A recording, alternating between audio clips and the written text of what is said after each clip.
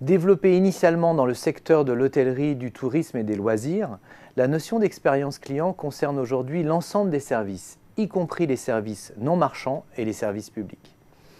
Les entreprises qui fabriquent et commercialisent des produits sont également concernées par cet enjeu de l'expérience client. Comment les clients s'informent sur le produit, comment ils l'achètent, comment ils l'utilisent, comment ils le cèdent, le revendent ou le recyclent. Pour le client, l'expérience est une trace mentale, subjective, personnelle, de ce qu'il a vécu tout au long de son parcours. Avant l'achat, pendant l'achat, après l'achat, pendant la phase d'usage. À l'heure de la modélisation systématique des parcours, qui conduit à mettre l'accent sur les activités des clients, il est utile de rappeler que l'expérience est aussi une trace sensorielle et émotionnelle, en plus d'être une séquence de comportements. Si de nombreuses entreprises ont tendance à focaliser leur attention sur ce que font les clients, leurs activités et leurs comportements, il ne faut pas négliger ce qu'ils ressentent, leurs sensations comme leurs émotions. La focalisation actuelle sur la modélisation des parcours fait parfois perdre de vue que le client synthétise son expérience dans un vécu global qui expliquera notamment son niveau de satisfaction et d'engagement. Les entreprises qui tentent d'améliorer l'expérience vécue par leurs clients sont confrontées à un enjeu majeur, celui de définir une expérience cible. Il ne suffit pas de supprimer les irritants tout au long du parcours client. L'expérience ne doit pas seulement être fluide ou sans couture, elle doit être pleine, sous peine d'être finalement considérée comme insipide et peu distinctive. Il est important de s'appuyer sur les valeurs de l'organisation, en particulier celles qui sont mises en avant dans les plateformes de marque. L'expérience cible doit donc permettre aux clients de vivre très concrètement les valeurs de la marque, convivialité, simplicité, authenticité par exemple.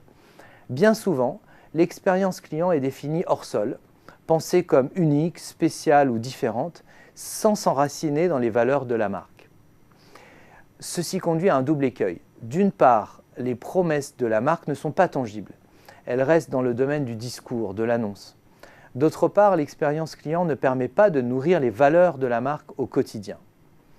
La qualité de l'expérience vécue doit non seulement améliorer la satisfaction et la fidélité, mais elle doit aussi participer à la construction d'une marque forte. Au fond, l'expérience client est l'une des meilleures façons d'actualiser les valeurs de la marque, de leur donner vie.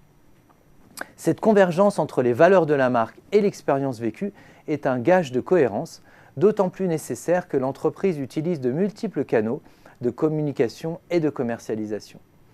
Par ailleurs, il est important de définir une expérience cible centrale et de savoir décliner cette promesse sur des parcours différenciés, selon le profil des clients ou les situations d'usage.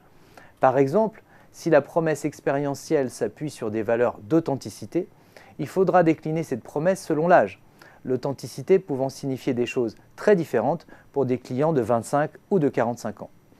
On constate souvent un écart entre l'expérience voulue par l'entreprise, l'expérience cible, et l'expérience réellement vécue par les clients. De nombreux facteurs ne sont pas maîtrisés par l'entreprise, comme le comportement des autres clients ou le manque de compétences des clients, notamment quand le service suppose l'usage de technologies sophistiquées. Dans ce contexte, il est essentiel de pouvoir mesurer l'écart entre la promesse et le vécu en multipliant les méthodes. Observation, baromètre de satisfaction, analyse des réclamations ou des prises de parole sur les réseaux sociaux. En conclusion, le management de l'expérience client ne consiste pas seulement à modéliser des parcours, c'est-à-dire une séquence d'activités. Idéalement, l'expérience cible doit s'appuyer sur les valeurs de la marque, permettant aux clients de vivre concrètement cette promesse expérientielle déclinée selon les profils et les situations d'usage.